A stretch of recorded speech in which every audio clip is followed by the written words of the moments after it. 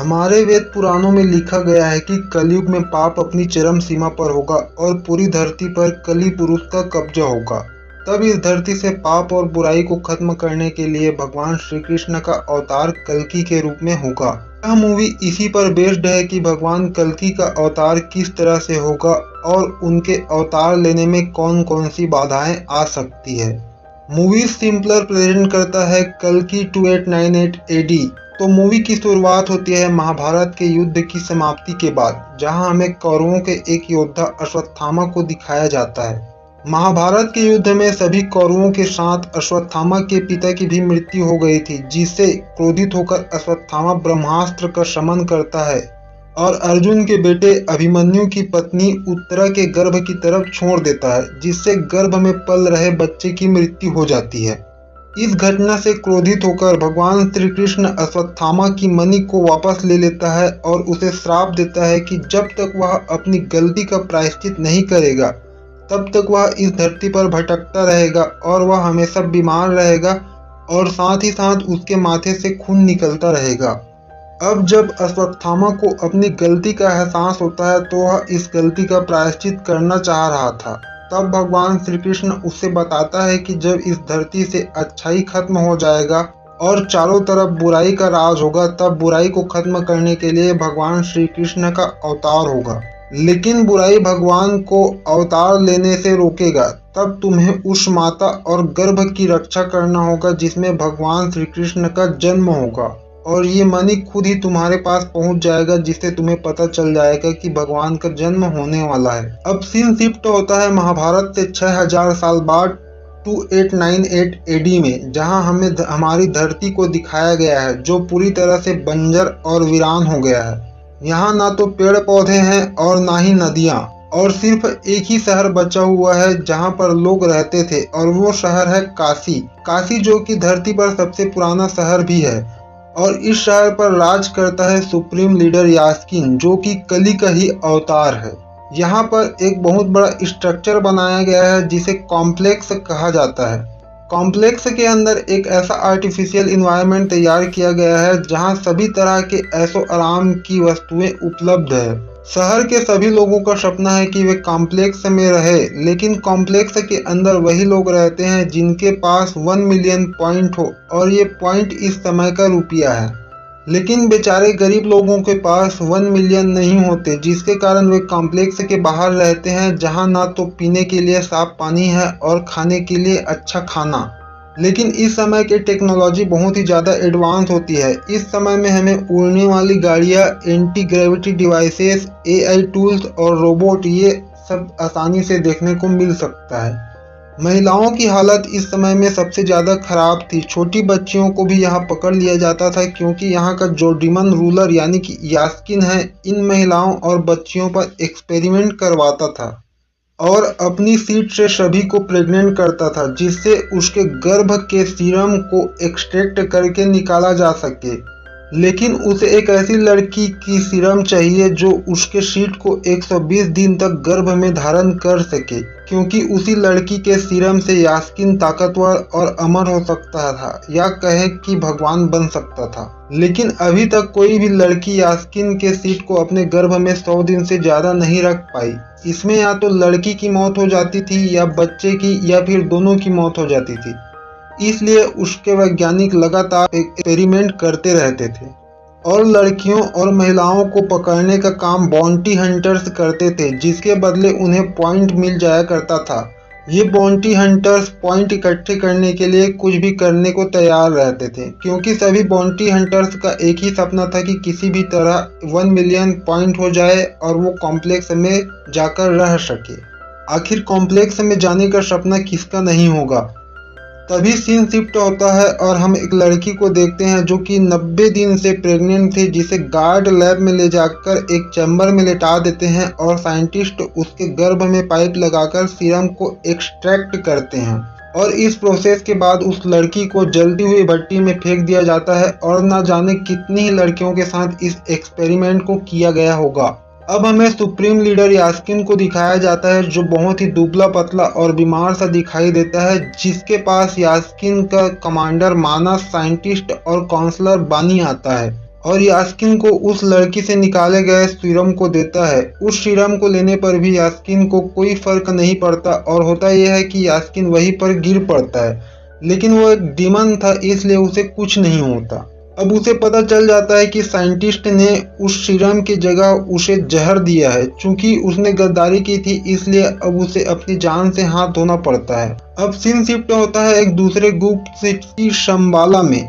इस सिटी में रहने वाले लोगों को रिबेल कहा जाता था, जिन्हें अभी भी भगवान पर विश्वास था और ये लोग भगवान के कल्कि अवतार का इंतजार कर रहे थे। इस सिटी के बारे में बाहर के लोगों को कुछ पता नहीं होता और ना ही यास्किन को। इसी कारण यह सिटी अभी तक बचा हुआ है। यहाँ के लोग छुपकर दूसरे लोगों की मदद करते हैं और यहाँ का लीडर मरियम है, जिसे अभी तक उस माता का इंतजार है जो भगवान कल्कि को जन्म देगा। अगले सीन में हम कुछ लोगों को देखते हैं जिन्हें गार्ड पकड़कर कॉम्प्लेक्स के अंदर ले जा रहे थे ताकि उन्हें गुलाम बनाकर काम कराया जा सके। इसमें एक बच्ची राया भी थी जो खुद को लड़का कहती थी क्योंकि वो कॉम्प्लेक्स में होने वाले एक्सपेरिमेंट के बारे में जानती थी। सभी लड़कियों को अलग कर दिया जाता है लेकिन राया किसी तरह वहां से बचकर निकल जाती है।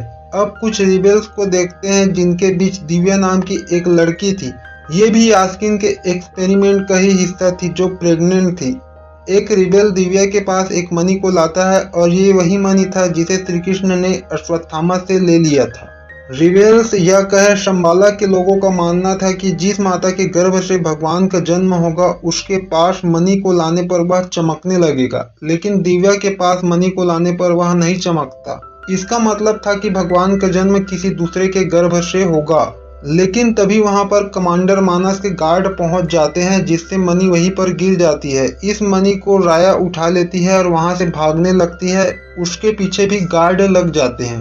बाकी गार्ड उन रिबेल्स को पकड़कर कमांडर मानस के सामने पेश करते हैं। तब कमांडर मानस प्रोजेक्शन के थ्रू रिबेल्स के लीडर मरियम से बात करता है और शंबाला का लोकेशन पूछता है, लेकिन मरियम उसे कुछ नहीं बताती, जिससे कमांडर दिव्या और उन रिबेल्स को खत्म कर देता है। इसके बाद हम एक बाउंटी हंटर को देखते हैं जिसका नाम भैरवा है और उसके पास एक एआई है जिसका नाम बुज्जी है। बुज्जी एक लड़के को एनालाइज करता है जिसके ऊपर 5000 पॉइंट का इनाम था और ये लड़का शंबाला का एक स्पाई था जो कॉम्प्लेक्स के बारे में जानकारी इकट्ठा करने के लिए आया था। लेकिन इस लड़के को गार्ड पकड़ लेते हैं, बट यहाँ पर भैरवा उन गार्ड से फाइट करके उस लड़के को छुड़ा लेता है, जिससे वो लड़का भैरवा का फैन बन जाता है। हालांकि भैरवा ने ऐसा उस लड़के के लिए नहीं बल्कि उस पर 5000 पॉइंट के इनाम के लिए किया था, क्योंकि भैरवा का भी एक सपना है कि उसके पास 1 मिलियन पॉइंट हो और वह भी कॉम्प्लेक्स में रह पाए। भैरवा की बात करें तो भैरवा बचपन से ही अनाथ था और उसे एक कैप्टन ने पाला पोसा था, लेकिन बाद में कैप्टन उसे बेच देना चाह रहा था, बट भैरवा अपने सूझबूझ और दिमाग से उस कैप्टन को ही बेच देता है। साथ ही भैरवा एक बहुत अच्छा फाइटर भी है और उसके पास एडवांस टेक्नोलॉजी के गैजेट्स भी है, जिसके कारण उसे अभी तक फाइट में कोई भी नहीं हरा पाया था। लेकिन अभी उसके ऊपर बहुत ज़्यादा कर्जा है, यहाँ तक कि वो अपना मकान का किराया देने में भी सक्षम नहीं है। भैरवा की एक गर्लफ्रेंड है रॉक्सी। भैरवा ने इससे भी पॉइंट्स उधार ले रखा है, लेकिन रॉक्सी उसे इसके बारे में कुछ नहीं कहती और भैरवा को बताती है कि उसे कॉम्प्लेक्स के अंदर काम मिल गया है। भैरवा रॉक्सी से रिक्वेस्ट करता है कि वह उसे भी कॉम्प्लेक्स के अंदर ले चले और भैरवा के जिद करने पर रॉक्सी मान जाती है और भैरवा के लिए टेम्पररी पास बनवा देती है। भैरवा और रॉक्सी कॉम्प्लेक्स के अंदर पहुंच जाते हैं और अंदर की इन्वायरमेंट को देखकर भैरवा बहुत खुश होता है, क्योंकि अपने जीवन में उसने ऐसा नज़ारा कभी नहीं देखा था। वहाँ की नदियाँ, जंगल, पहाड़, फल फूल, जानवर और इन्वायरमेंट को देखकर भैरवा एंजॉय करने लगता है। लेकिन उसकी हरकत को देखकर वहां के गार्ड भैरवा को बाहर निकाल देते हैं। अब भैरवा के जीवन का एक ही मकसद था कि किसी भी तरह वह 1 मिलियन इकट्ठा करे और कॉम्प्लेक्स के अंदर रहे। तभी हम नेक्स्ट सीन में उस बच्ची राया को देखते हैं जो भागते हुए एक पुराने शिवजी के मंदिर में गिर जाती है, जहां पर उसकी मुलाकात 6000 साल से जिंदा अश्वत्थामा से होती है। बच्ची अश्वत्थामा को वो मणि दिखाती है जो कि अब चमकने लगता है, जिससे अश्वत्थामा को पता चल जाता है कि भगवान श्री कृष्ण के कल्कि अवतार का जन्म होने वाला है। अश्वत्थामा अपनी मणि को धारण करता है जिससे उसके सभी घाव भर जाते हैं और उसे अपनी शक्तियां भी वापस मिल जाती है। इसी के साथ में वो माता की खोज में निकल जाता है जिसके गर्भ से भगवान का जन्म होगा। इधर हमें पता चलता है कि समेती नाम की एक लड़की के गर्भ में 5 महीने से एक बच्चा पल रहा था, जिसके बारे में यास्किन और उसके कमांडर को भी पता नहीं था। लेकिन एक लड़की लिली समेती के बारे में गार्ड को बता देती है, जिसके चलते समेती को सीरम निकालने वाले चैम्बर में डाल दिया जाता है। लेकिन सीरम के एक बूंद की एक्सट्रैक्ट होते ही मशीन काम करना बंद कर देती है और खराब हो जाती है। साथ ही वहां पर पूरी लाइट चली जाती है। एक बूंद के एक्सट्रैक्ट होते ही वहीं पास ही में रखा एक धनुष अचानक ही एक्टिवेट हो जाता है और काउंसलर बानी जब उसे टच करता है तो उसे एक खतरनाक झटका लगता है, जिससे वो लगभग 20 फीट दूर जाकर गिरता है। इधर लिली ही समेती को बचा लेती है और सभी से छुपते हुए इसे टनल के पास ले जाती है और उसे उस टनल के थ्रू बाहर जाने को कहती है। बाहर में उनके साथी उसका इंतजार कर रहे हैं और वो यही रहकर गार्ड को रोकने की कोशिश करेगी जिससे समेती सही सलामत बाहर निकल पाए। समेती उस रास्ते से बाहर जाने लगती है, लेकिन उस रास्ते पर ऐसे ऐसे डिवाइस लगे होते हैं जिससे आग के गोले निकलते थे, बट भगवान श्री कृष्ण की कृपा से समेती को कुछ नहीं होता। बाहर में समेती को लिली के साथी मिल जाते हैं जिनमें अज्जू, कायरा और वीरन होता है। वीरन समेती को लिली के बारे में बताता है कि वे शंबाला के स्पाई यानी कि रिबेल हैं। लिली को पता चल गया होगा कि तुम्हारे ही गर्भ से भगवान कल्कि का जन्म होगा, इसलिए उसने तुम्हें बचाने के लिए अपनी जान की कुर्बानी दे दी। और साथ ही यह भी बताता है कि उसकी रक्षा के लिए वे भी अपनी जान दे सकते हैं और वे समेती को लेकर शंबाला की तरफ जाने लगते हैं। इधर भैरवा के पास भगवान श्री कृष्ण की बहुत भारी मूर्ति गिरती है जिसे वह संभाल देता है और साथ ही उसे यह खबर भी मिलती है कि समेती को पकड़कर कमांडर के पास लाने पर 5 मिलियन पॉइंट का इनाम दिया जाएगा। इसका मतलब था कि कमांडर को पता चल गया था कि समेती के गर्भ से ही कल्कि का अवतार होगा और समेती को ढूंढने के लिए वो अपनी गार्ड को भेजता है। इस खबर को सुनकर भैरवा भी समेती के पीछे पड़ जाता है। कुछ समय बाद गार्ड को समेती का पता चल जाता है और वे वहां पर पहुंच जाते हैं। समेती के साथ ही रिबेल्स और गार्ड के बीच फाइट होती है जिसमें कायरा की मृत्यु हो जाती है, अज्जू भी घायल हो जाता है और वीरन को पकड़ लिया जाता है।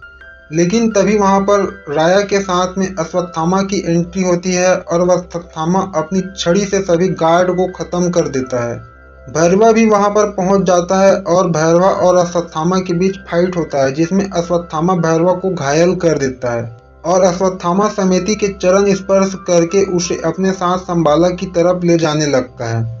अपने गार्ड को मृत देखकर कमांडर मानस भैरवा को गिरफ्तार कर लेता है, लेकिन भैरवा वहां पर हुए घटना को बताता है और साथ ही यह भी कहता है कि सिर्फ वही शंबाला का रास्ता जानता है और वो ही समेती को वापस ला सकता है। उसकी बात सुनकर कमांडर उसे छोड़ देता है। इसके बाद भैरवा अपनी गाड़ी और एआई बुज्जी को रिपेयर करता है और एडवांस टूल भी उसमें फिट करता है। लेकिन आप सोच रहे होंगे कि भैरवा को शंबाला का रास्ता कैसे पता, तो आपको बता दूं कि भैरवा के पास में वो शंबाला का स्पाई था जिसे उसने गार्ड से बचाया था। वो लड़का भी भैरवा का फैन था, इस कारण वो भी भैरवा की बातों में फंस जाता है और उसे शंबाला ले जाने के लिए तैयार हो जाता है। इधर समेती और अश्वत्थामा के शंबाला में पहुंचते ही कई सालों बाद बारिश होती है जिससे वहां के लीडर मरियम और सभी शंबाला वासियों को कंफर्म हो जाता है कि समेती ही वह माता है जिसके गर्भ से भगवान श्री कृष्ण का कल्कि अवतार होगा। अश्वत्थामा समेती को बताता है कि भगवान का जन्म एक खास नक्षत्र में होगा जो कि कुछ ही दिनों में आने वाला है। तब तक वह उसकी रक्षा करेगा, चाहे इसमें उसकी और पूरे शंबाला वालों की जान क्यों न चली जाए। यहाँ अश्वत्थामा अपने छड़ी का राज भी बताता है कि यह छड़ी उसके परम मित्र दानवीर कर्ण का विजय धनुष है और यह धनुष उसके गुरुदेव परशुराम ने उसे दिया था। लेकिन कर्ण की मृत्यु के बाद यह धनुष एक छड़ी मात्र है। खैर, तब तक शंबाला में भैरवा के साथ साथ कमांडर और उसके गार्ड की भी एंट्री होती है जिनके पास यास्किन का दिया हुआ एडवांस वेपन होता है जिसकी सहायता से वे शंबाला के सुरक्षा चक्र को तोड़ देते हैं। अब शंबाला वासियों और कमांडर के गार्ड के बीच में एक जंग शुरू हो जाता है। गार्ड और कमांडर के पास एडवांस वेपन थे जिसके चलते वे पूरे शंबाला को खत्म करने लगते हैं। और कमांडर भी संबाला के लीडर मरियम को खत्म कर देता है और समेती को पकड़ने जाता है।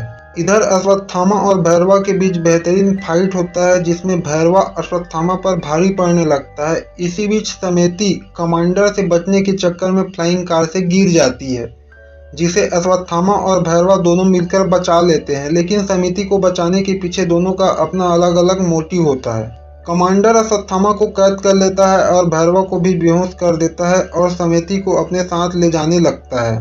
अब आता है इस फिल्म का मोस्ट आइकॉनिक सीन, जहां हम भैरवा बेहोश पड़ा था उसी के पास ही अश्वत्थामा की छड़ी भी पड़ी थी, और जैसे ही भैरवा का हाथ उस छड़ी पर पड़ता है तो वह छड़ी एक्टिवेट हो जाता है और भैरवा कर्ण में बदल जाता है। इस सीन को देखकर ऐसा लग रहा था कि भैरवा ही कर्ण का अवतार है और उसका भी जन्म भगवान कल्कि की मदद करने के लिए हुआ है। और इसी के साथ ही भैरवा जो अब कर्ण है वो अपने विजय धनुष से यास्किन के लेजर बीम को काटते हुए कमांडर को मार देता है, लेकिन उसका धनुष उसके हाथ से छूट जाता है और वह फिर से भैरवा के रूप में आ जाता है और उसे कुछ याद भी नहीं रहता कि अभी उसके साथ क्या हुआ, और वह समेती को लेकर अपने सिटी की ओर जाने लगता है, जिसे अश्वत्थामा रोकने की कोशिश करता है, लेकिन भैरवा उसे चकमा देकर वहां से निकल जाता है। कहीं न कहीं अश्वत्थामा को भी एहसास हो गया था कि भैरवा ही उसका मित्र कर्ण है, लेकिन भैरवा को इसके बारे में कुछ भी पता नहीं है। अब अश्वत्थामा की जिम्मेदारी बनती है कि वो भैरवा को याद दिलाए ताकि वो कर्ण के रूप में आ सके और वो भी भगवान को जन्म लेने और कली पुरुष को खत्म करने में उनकी मदद करे।